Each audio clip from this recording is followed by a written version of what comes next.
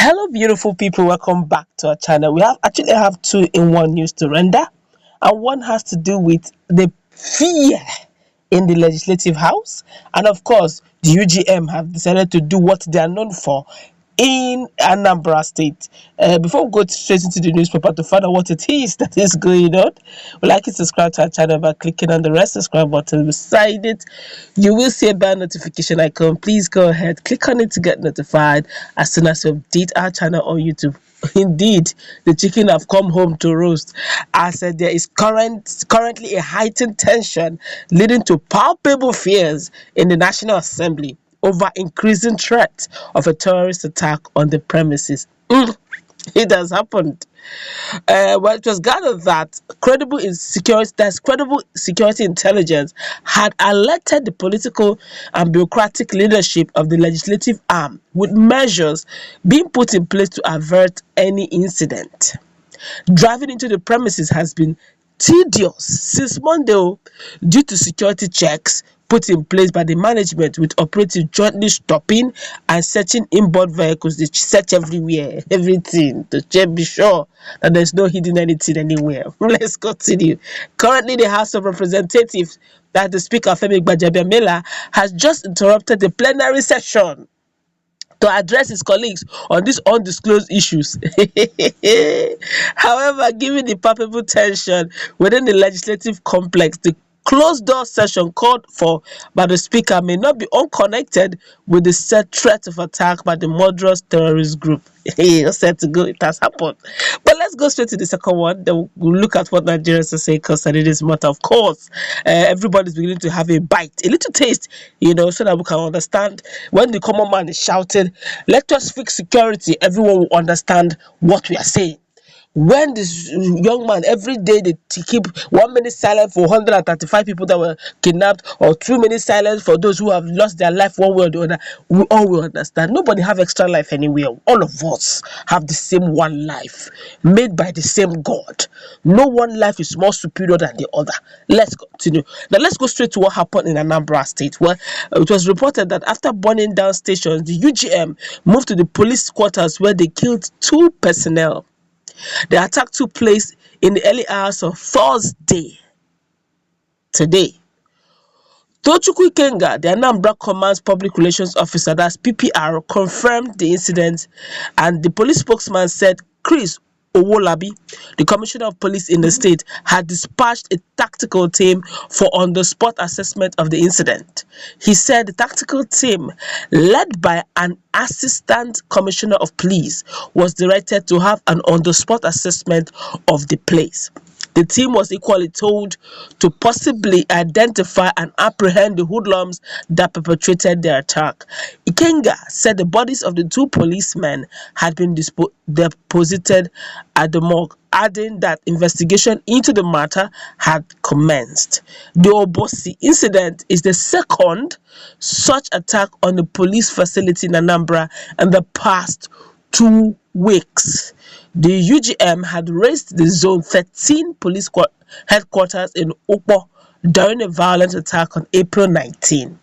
It was also learned that the hoodlums had invaded the station and opened fire on police officers. Wow, this is strange. Well, in March, an officer died of gunshot injuries following an attack on the police patrol team along the Nimonine Link Road in Aniocha local government of the state. All right, let's see what Nigerians are saying very quickly concerning this issue of it's actually 2 in 1. But let's start with what is going on in the Legislative House, National Assembly. Nigerians have been begging, guys, move a motion, do something that would help. There's a reason why there are 3 arms to the government, 3 tiers. If the executive is not performing, then you should rise up to the occasion. But it looks like there's superpower. There's a okay, maybe because they have access to very wonderful security personnel, so to speak, you can call them people that have 9 lives, because they have securities that would die for their sake to protect them. The common man have nobody to protect him. The common man, every day we keep hearing things that make your heart bleed. We keep hearing things, you begin to wonder, is this country going to get better, Are we heading straight to the rocks? We keep complaining every day. Is there any day that we wake up in any part of the world and you listen to Nigerian news and you don't get to hear somebody just passed on or something just happened? We keep hearing very negative news. And guess what? Our leaders hear them too. And now it is driving home. Bit by bit, we heard that they are actually enclosing towards Abuja. The first time somebody said something that got me, laughing on the social media. The guy said that it looks like Abuja is the point of call now. They said Boko Haram is heading towards Abuja. Fulani herdsmen is heading towards Abuja. Our governors, when there is restiveness in their state, they go to Abuja house, governor's house to lodge. Same Abuja. When they're holding plenary, it's same Abuja. Everybody's there heading towards Abuja. Like Abuja is the next happening place. Whether we like it or not, by the time these guys get to the seat of power, they are close to it. It's almost a done deal. Don't wait till when it gets to your doorstep. You don't need to wait till. Do we need to go through this? That you are now bringing all the security personnel to begin to go through checks, rigorous checks, simply because the country's seat of power is now looking shaky. We shouldn't even get to the level where even the Abuja should even be in the radar of any terrorist people at all.